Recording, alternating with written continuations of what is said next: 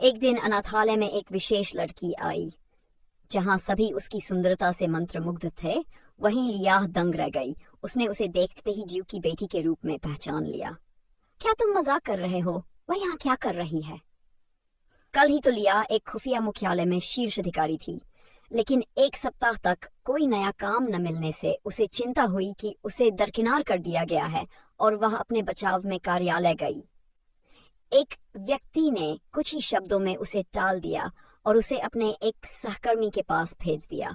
सूचना के आधार पर लिया चुपके से ड्यूक के निवास की ओर चल पड़ी। ड्यूक की बर्फीली निगाहों की याद उसके दिमाग से नहीं निकल रही थी, लेकिन वर्षों के पेशेवर प्रशिक्षण ने उसे जल्दी ही अपना संयम वापने में मदद की और उसने स्थिति का विश्लेषण करना शुरू कर दिया।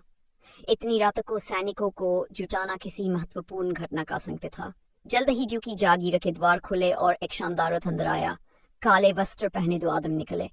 ड्यूक ने स्वयं मुस्कुराते हुए उनका स्वागत किया। वह स्पष्ट रूप से कोई साधारण मेहमान नहीं थे। जैसे हीलिया हागे की जांच करने वाली एक तेज धार वाले चाकू ने उसे रोक दिया। ये ड्यूक का सबसे बड़ा बेटा लूसियो था। अपनी पहचान बताओ, वरना मैं तुम्हें मार डालूंगा। लिया का दिमाग सुन्न हो गया। उसके सहकर्मी ने विशेष रूप से पुष्टि की थी कि लूसियो आज यहाँ नहीं होगा। ऐसा लग रहा था कि उसे फंसाया गया है। उसने भागने का मौका बनाने के लिए हमले का नाटक किया, लेकिन लूसियो उसके झांसे में नहीं आया। उसके भयंकर हमले के दौरान लिया का मुखौटा उतर गया। तुम हो? पुरानी यादें उमड़ आईं। उसकी पहचान पूरी तरह उजागर हो गई थी। वह बस वहां से भागना चाहती थी, लेकिन जैसे ही वह मुड़ी, एक जादुई मंत्र उसके शरीर में घुस गया। लूसियो आगे बढ़ा और उसे पकड़ लिया। पहली बार उसका नाम पुकारा, लेकिन बहुत देर हो चुकी थी। वह पछतावे से भर गया था। हालांकि यह सब एक साजिश थी। अपने सपने में लिया तब तक संघर्ष करती रही जब तक कि सूरज की एक किरण अंदर नहीं आई और वह धीरे धीरे जाग गई। उसने नींद में अपने आसपास देखा। फटे हुए पर्दे और जर्जर बिस्तर, ये सब वो दृश्य थे जिन्हें वह अनाथालय में देखते देखते थक चुकी थी। उसे एहसास हुआ कि उसका पुनर्जन्म हुआ है।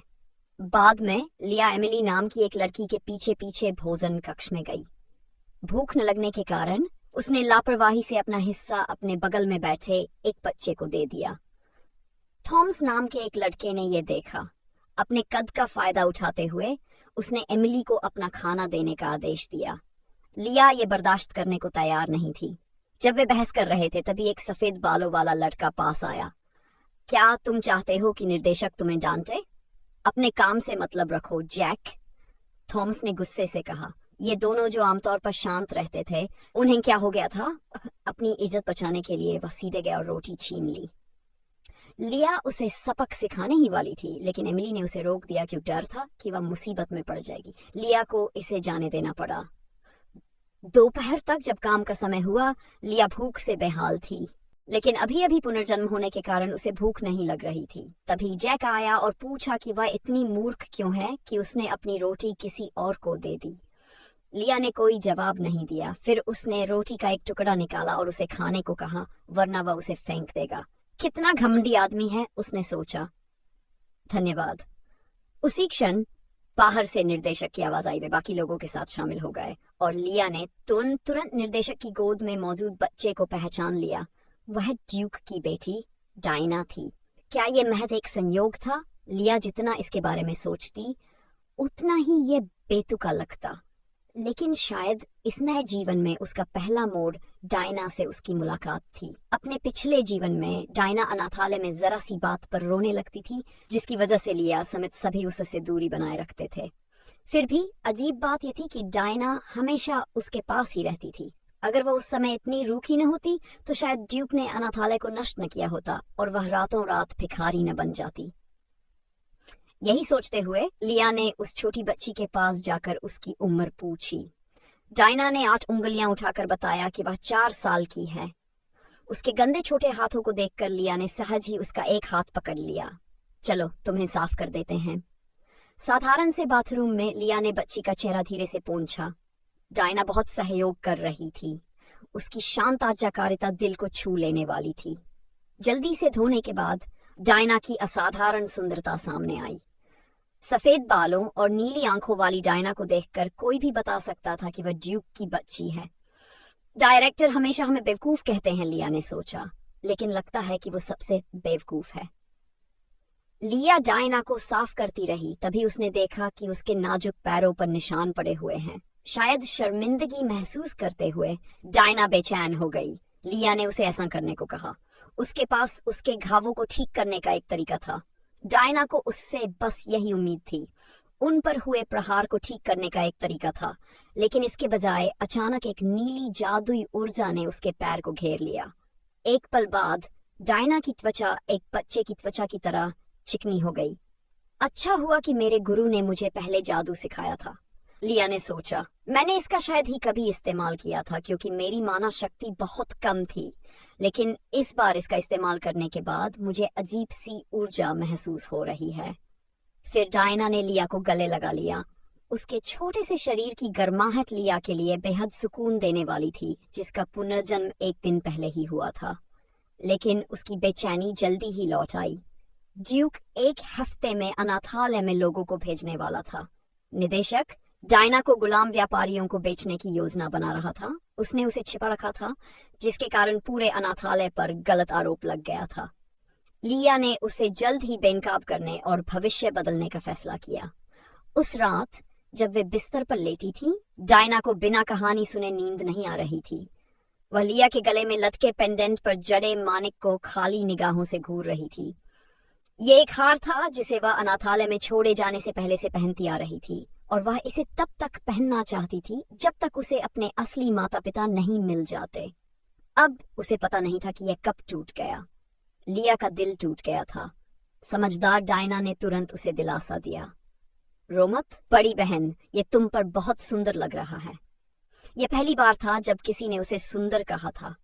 बचपन में लिया आईने में देखती और सोचती कि अपने लंबे लहराते गुलाबी बालों और कोमल गुलाबी आंखों के साथ वह कितनी सुंदर है, लेकिन उसके आसपास किसी ने कभी उसकी तारीफ नहीं की। उसे लगता था कि वे बस ईर्ष्या करते हैं और उन्हें कोई खास परवाह नहीं है। लेकिन जब उसने अपनी सबसे अच्छी दोस्त को किसी और के बालों की तारीफ करते सुना तो लिया बेचैन होने लगी। क्या मेरे बाल सुंदर नहीं हैं? उसने पूछा। अच्छी हालत में होने के अलावा तुम्हारे छोटे भूरे बाल उतने सुंदर नहीं है ना? ये शब्द सुनकर लिया स्तब्ध रह गई और उसके हाथ से पानी की बाल्टी गिर गई। उसने पानी के गडले में अपनी परछाई को देखा। ये गुलाबी है, मुझे यकीन है। उसके बाद वह लगातार सड़क पर लोगों से अपने बालों और आंखों का रंग पूछती रहती थी, लेकिन जवाब हमेशा भूरा ही होता था। उसे इस बात पर यकीन नहीं होता था, पर वह बहस भी नहीं कर सकती थी। उसने एक कलाकार से अपना चित्र भी बनवाया, लेकिन नतीजा वही निकला। उसने डायना के सिर पर धीरे से हाथ फेरा। अभी इस बारे में सोचने का समय नहीं था। इस बच्चे की रक्षा करना डायना की सबसे बड़ी प्राथमिकता यही थी। अगले दिन वे हमेशा की तरह भोजन कक्ष में बैठे। डायना ने फिर से अपनी रोटी जल्दी खत्म कर ली, लेकिन फिर भी भूखी लग रही थी। लिया के पास कुछ नहीं था, इसलिए उसने अपनी रोटी डायना को दे दी। उसने खुद को समझाया कि डायना अभी बच्ची है और उसे और खाने की जरूरत है। वह इसे बर्दाश्त कर सकती थी, लेकिन दोपहर तक उसे इसका खामियाजा भुगतना पड़ रहा था। वह इतनी भूखी थी कि उसे अपनी जादुई शक्ति का एहसास भी नहीं हो रहा था, और उसे अभी भी शहर के बाहर नदी पर कपड़े धोने जाना था। लेकिन डायना की मुस्कान देखकर उसे अपनी ऊर्जा वापस मिलती हुई महसूस हुई। जैसे ही उसने कपड़े धोना शुरू किया, पास में तलवार चलने की आवाज से उसका ध्यान भटक गया।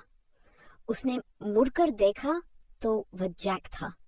वह बचपन से ही यहाँ अभ्यास करता आ रहा था। इसमें कोई आश्चर्य नहीं कि वह बाद में साम्राज्य के 3 महान योद्धाओं में से एक बनेगा।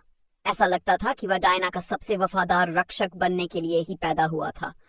जैक ने उन दोनों को छिपते हुए देख लिया। तुम दोनों वहां क्या कर रहे हो? बेहद शर्मिंदा होकर ली बाहर निकली। जैक ने आ भरी और पूछा कि उसने अपनी रोटी फिर से क्यों दे दी। वह छोटी बच्ची गंदी है और बहुत खाती है। फिर उसने रोटी का आधा टुकड़ा लिया की तरफ फेंका। खाओ, अपना खाना बांटने के बारे में सोचना बंद करो, अपना हिस्सा जरूर खाओ। फिर उसने डायना की तरफ ध्यान दिया, लेकिन लिया ने छट से बात बदल दी और पूछा कि क्या वह शूरवीर बनने का अभ्यास कर रहा है। उसने कहा कि फिलहाल उसकी ऐसी कोई महत्वाकांक्षा नहीं है, वह बस एक भाड़े का सैनिक बनना चाहता है। इसमें ज्यादा प्रतिष्ठा तो नहीं है, लेकिन कम से कम अच्छी तनख्वाह तो मिलती है। लिया उसे चिढ़ाए बिना नहीं रह सकी। तुम्हारी लगन को देखते हुए तुम शूरवीर बनने के लिए ही पैदा हुए हो। खुद को एक साधारण भाड़े के सैनिक के रूप में कम मत समझो, लगे रहो। अपना सपना उजागर होते देख जैक अवाक रह गया और बस शर्मा गया। फिर उसने एक बाल्टी उठाई और उनके लिए रास्ता साफ करने के लिए आगे बढ़ गया। उसके दयालु स्वभाव के कारण ही वह एक बार डायना की रक्षा के लिए खड़ा होने वाला एकमात्र व्यक्ति था। शायद तेज चलने के कारण लिया के पैरों में दर्द होने लगा। डायना भी थक गई थी और उसने लिया से उसे अपनी पीठ पर उठाने के लिए कहा। अरे क्या तुम उसे काम करते करते मार डालना चाहती हो? जैक नीचे झुक गया। तुम दोनों की आपस में अच्छी बनती है। लिया को लगा कि मजाक कर रहा है, लेकिन उसने सचमुच ऐसा ही किया। शुक्र है वापसी के रास्ते में उन्हें कोई नहीं मिला। विदा होते समय लिया ने जैक को दिल से धन्यवाद दिया। यह लड़का जो उससे उम्र में छोटा था, उसके पुनर्जन्म के बाद से ही उसका ख्याल रख रहा था। लिया ने डायना का हाथ थाम लिया, लेकिन डायरेक्टर ने उसे पकड़ लिया। कर्फ्यू का समय बीत चुका था। डायरेक्टर ने लिया से उसकी उम्र पूछी। जब उसे पता चला कि वह केवल 8 साल की है, तो उसने एक अजीब सी मुस्कान दी और जल्दी से चला गया। लिया ने उसे अनसुना कर दिया। वैसे भी वह तो मौत के मुंह में था। ड्यूक जल्द ही यहाँ आने वाला था और अटारी में डायना और जैक को ढूंढने के बाद वह एक ही झटके में डायरेक्टर को मार डालेगा। इस बीच ड्यूक के निवास पर उसके आदमी रिपोर्ट कर रहे थे। हमने साम्राज्य के हर अनाथालय और गली की तलाशी ले ली है, लेकिन उस युवती का कोई सुराग नहीं मिला है। तलाशी जारी रखें और इलाके के सभी जहाजों की जांच करें। कुछ दिन पहले उसकी बेटी एक त्योहार के दौरान गायब हो गई थी। उसे लगा था कि वह जल्दी मिल जाएगी, लेकिन कोई खबर नहीं मिली थी। उस रात डायना के सो जाने के बाद लिया चुपके से बाहर निकली और सबूत ढूंढने के लिए डायरेक्टर के कमरे में घुस गई। बही खातों में केवल कुछ गबन दर्ज था और कुछ नहीं। लिया ने ध्यान केंद्रित किया और अपनी जादुई शक्ति का उपयोग करके कंबल के नीचे छिपी किसी चीज को महसूस किया। अंदर एक खजाना था। उसने उसे खोला और उसमें एक किताब मिली जिसमें एक जाना पहचाना नाम था, एक कुख्यात गुलाम व्यापारी जिसके बारे में उसने खुफिया एजेंसी में अपने समय के दौरान सुना था। किताब में डायरेक्टर के सभी गुप्त सौदों का विवरण था। लिया ने तुरंत जादू का इस्तेमाल करके पन्नों की नकल करना शुरू कर दिया, लेकिन उसके मुंह के कोने से खून टपकने लगा। इतना जादू इस्तेमाल करने से उसके शरीर पर बुरा असर पड़ रहा था, लेकिन अपनी दृढ़ इच्छा शक्ति से उसने काम पूरा कर लिया। कुछ दिनों बाद वह हमेशा की तरह अनाथालय की सफाई कर रही थी। देर रात के काम से उसका शरीर काफी हद तक ठीक हो चुका था। वह एक दोस्त से बात कर रही थी कि तभी निदेशक प्रकट हुए और उन पर काम में ढिलाई बरतने का आरोप लगाया। तुम बहुत परेशान करने वाली हो, अब जाओ और नई लड़की को मेरे पास लाओ। ऐसा लग रहा था कि आज ही ड्यूक आने वाले हैं। लिया डायना को ढूंढने के लिए भागी इधर, लेकिन उसे धूल से सनी हुई देखकर वह पूछे बिना नहीं रह सकी कि क्या हुआ। शुक्र है ये सिर्फ एक मामूली चोट थी, लेकिन निदेशक पहले ही उनके पीछे आ चुके थे। उसे मुझे दे दो। लिया ने डायना को कसकर पकड़ लिया, उसे छोड़ने से इनकार कर दिया। तभी जैक आगे बढ़ा और उनका रास्ता रोक दिया। गुस्से में आकर निदेशक ने जैक को जमीन पर गिरा दिया और फिर उन तीनों को अटारी में बंद कर दिया। तुम सब यहीं सट जाओ। जैसे ही दरवाजा बंद हुआ वे यहाँ नहीं रह सकते थे। दीवारों से छनकर आती सूरज की कुछ किरणें दिखाई दे रही थीं।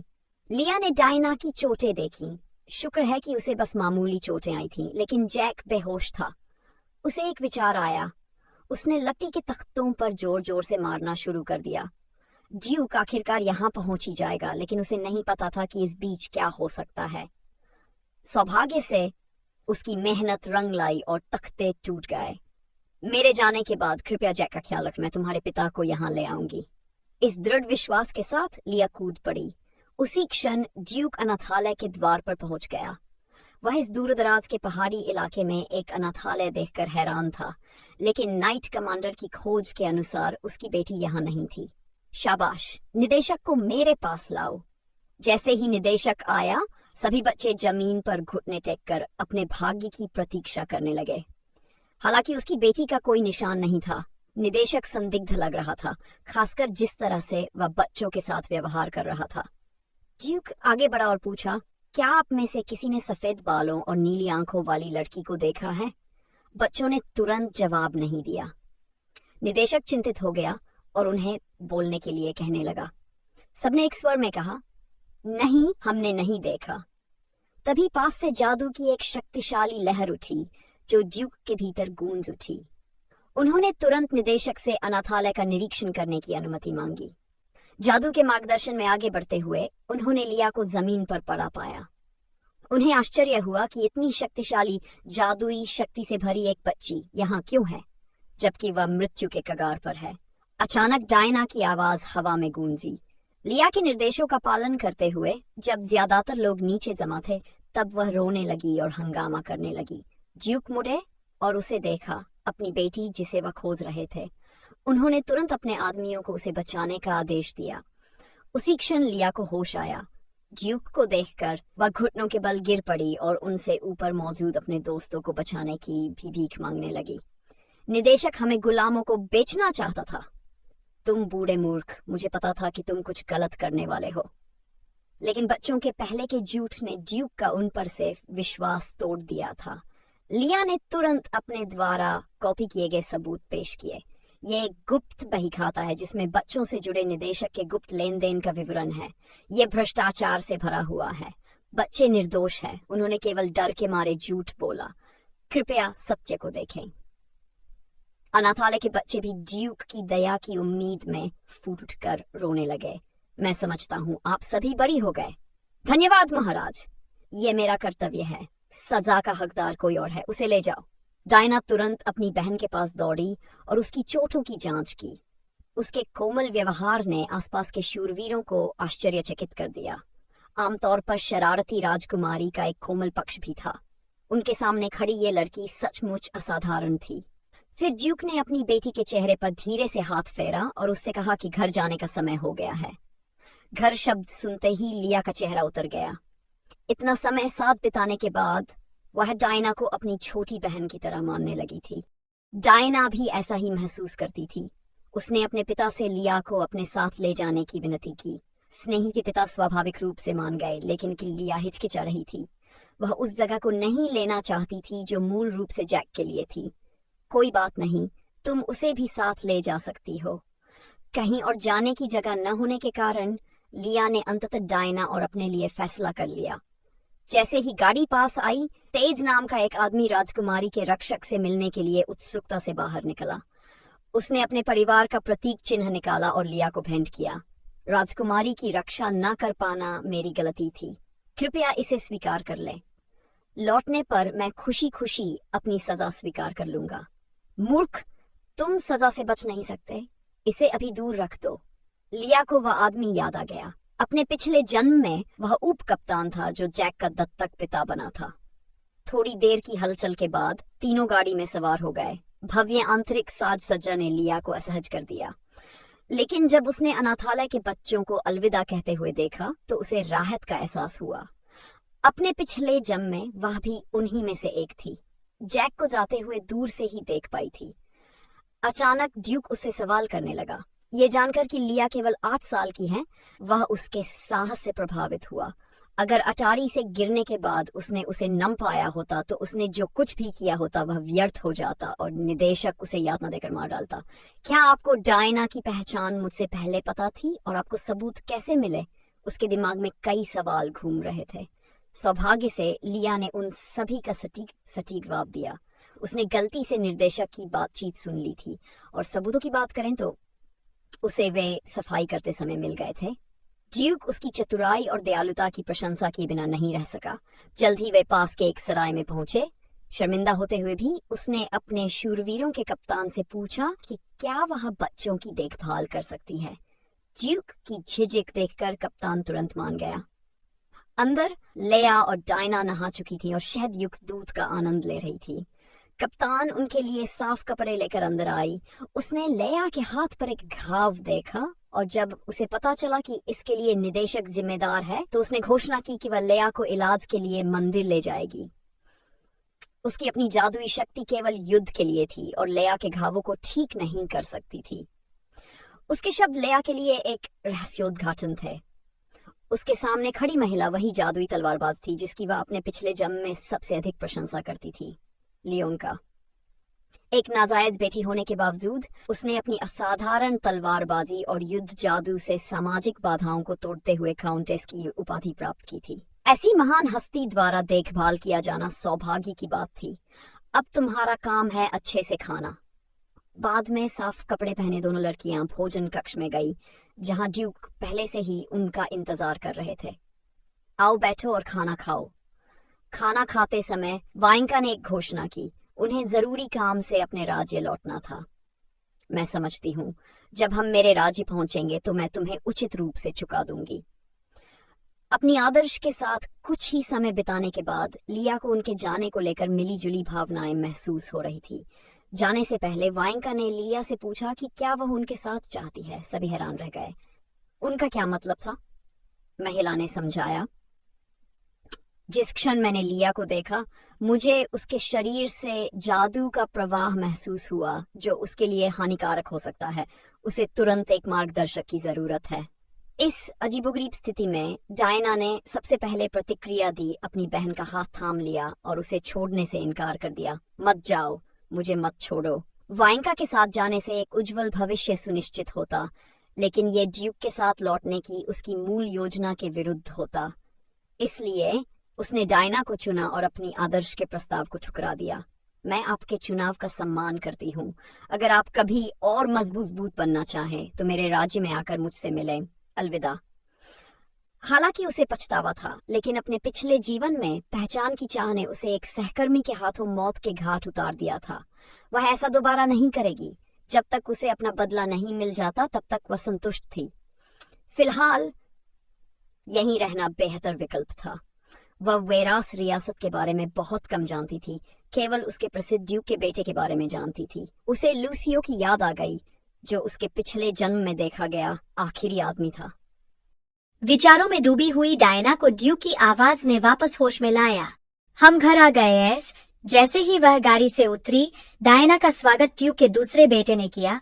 उसके बाद उसकी माँ भी आई। डायना तुरंत अपनी माँ की बाहों में दौड़ पड़ी। अरे, तुम कौन हो? मेरी बहन से क्यों चिपके हो? क्या कुछ गड़बड़ है? अपने भाई को अपनी बहन लिया के बारे में बुरा बोलते सुनकर डायना तुरंत बचाव की मुद्रा में आ गई। क्या तुम मुझे तंग कर रहे हो? तुम कीड़े! सब लोग दंग रह गए। सीखने के लिए इतनी सारी चीजों में से उसने निर्देशक के बोलने का तरीका सीख लिया था। वो आदमी फिर, मैं उसकी योबान कटवा दूंगी। माँ ने तुरंत बीच में आकर अपने पति को बच्चों के सामने इस तरह बोलने से मना किया। अनाथालय में जो कुछ हुआ था उसे जानने के बाद डचेस बहुत आभारी थीं। अपनी बहन को ले जाते देख एलन लगातार उनका ध्यान खींचने की कोशिश करता रहा, लेकिन कोई फायदा नहीं हुआ। फिलहाल वह किसी को दिखाई नहीं दे रहा था। फिर माँ ने आदेश दिया कि उनकी सम्मानित अतिथि लिया का विशेष ध्यान रखा जाए।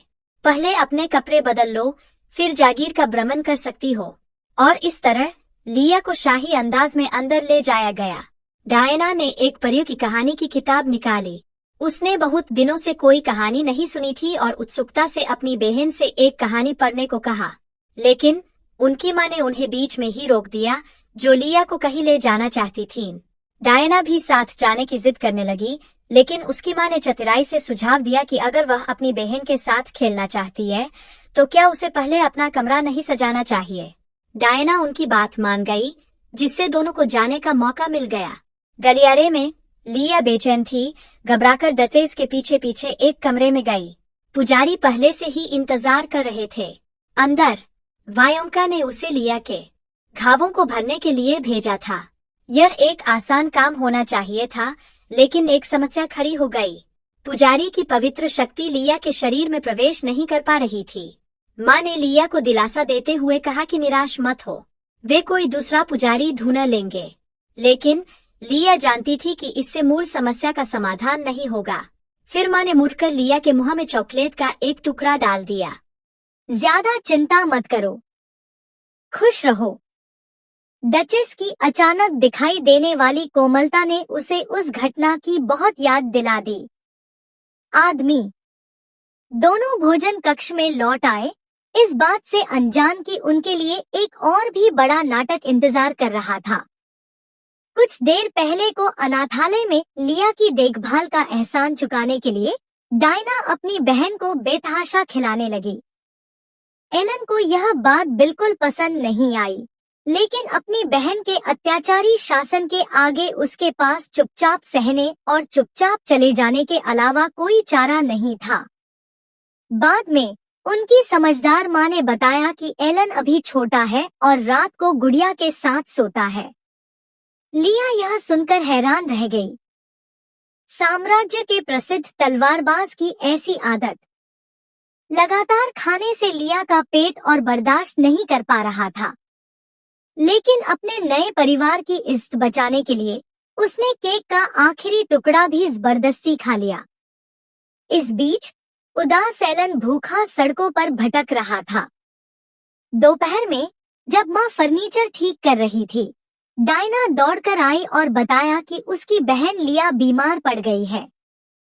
शुक्र है उसे सिर्फ सर्दी जुकाम था। जाने से पहले डॉक्टर ने लड़की को आगे थोड़ा कम खाने की सलाह दी। जैसे ही उन्होंने यह कहा, साम्राज्य का मुख्य जादूगर टाइलेन आ गया। माँ ने उनसे लिया का इलाज करने का अनुरोध किया। टाइलेन के लिए घाव भरना कोई बड़ी बात नहीं थी, लेकिन वह इस बात से हैरान था कि लिया के शरीर में इतनी शक्तिशाली जादुई शक्ति क्यों थी कि पुजारी की पवित्र शक्ति उसमें प्रवेश नहीं कर पा रही थी। कुछ दिनों बाद ड्यूक वापस लौटे। सबसे पहले उन्होंने अपनी पत्नी से बच्ची की हालत के बारे में पूछा। कारण जानने के बाद वे सोचने लगे और अपनी पत्नी से पूछा कि क्या उन्हें लिया को अपने पास रखना चाहिए। हालांकि वे उसे ज्यादा समय से नहीं जानते थे, डचेस का मानना था कि लिया एक अच्छी बच्ची थी, यहाँ तक कि कुछ हद तक वायंका जैसी भी। बच्ची की बीमारी को भांपकर डचेस अपने कमरे में लौटने की तैयारी कर रही थी, लेकिन अचानक दरवाजा खुल गया। लिया चुपचाप दरवाजे पर खड़ी थी। ड्यूक समझ गए कि वह उनसे कुछ कहना चाहती है। उन्होंने अपनी पत्नी को कुछ देर के लिए दूर भेज दिया ताकि उन्हें बात करने का समय मिल सके। उन्होंने लिया को बताया कि निदेशक और बहीखाते में दर्ज सभी लोगों को कुछ दिन पहले कड़ी सजा सुनाई गई है, लेकिन लिया और भी कुछ जानना चाहती थी। वह जैक के बारे में खबर जानने के लिए बेचैन थी। वह पूरी तरह से ठीक हो गया है और कुछ दिनों में मिलने आएगा। क्या बस इतना ही? फिर लिया ने जोर से ड्यूक को बताया कि जैक एक होनहार प्रतिभा है जो अनाथालय में प्रतिदिन अथक परिश्रम करता है। ड्यूक ने हल्की सी मुस्कान दी। वह समझ गया कि लिया क्या कहना चाह रही है, लेकिन वह ड्यूक को लिया की भविष्य की योजनाओं में ज्यादा दिलचस्पी थी, किसी और की नहीं। तुम्हें अपनी स्थिति का एहसास होना चाहिए। तुम्हारी जादुई क्षमता बहुत ज्यादा है और उसे विकसित करना जरूरी है। मैं तुम्हें आर्थिक सहायता दूंगा। लिया यह जानती थी। किसी प्रतिष्ठित व्यक्ति से आर्थिक सहायता लेने से वह ड्यूक पर निर्भर हो जाती, जो उसकी योजनाओं के खिलाफ था। वह इस जगह को छोड़ने के बाद भी आजादी से जीना चाहती थी। इसलिए उसने बहाना बनाया कि फिलहाल वह डायना के साथ एक नौकरानी बनकर रहना चाहती है। उसकी महत्वाकांक्षा की कमी देखकर ड्यूक नाराज हो गया।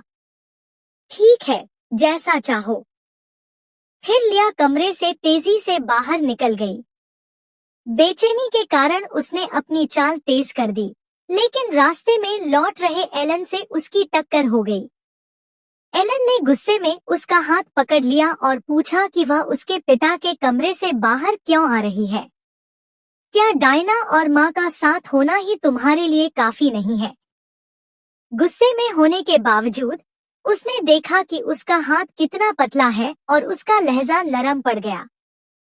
लिया ने जल्दी से बताया कि वह ड्यूक से मिलने गई थी क्योंकि उसकी दोस्त जागीर में आ रही थी। उसका नाम जैक है। वह एक दयालु और ईमानदार योद्धा है। मैं समझ गई। तुम्हारे बाल बिखरे हुए हैं। अचानक हुई इस नरमी ने लिया को चौंका दिया और जैक ने आते ही यह सब देख लिया। बहुत दिनों बाद मिले। जैक की आवाज सुनकर लिया तुरंत उसके पास दौड़ी और अपने सारे दिल की बात कह दी। क्या यह तुम्हारा दोस्त है? लिया को जैक के कंधे पर हाथ रखे देख एलन की आंखों में गुस्सा भड़क उठा। उसे याद आया कि पिछले जन्म में वे दोनों पक्के दोस्त थे। तो अब क्या हो रहा था? उसी क्षण तेज प्रकट हुआ और एलन ने अपना सारा गुस्सा उस पर निकाल दिया। तुम आम आदमी, राजकुमारी की रक्षा भी नहीं कर सके। यहाँ वापस क्या कर रहे हो?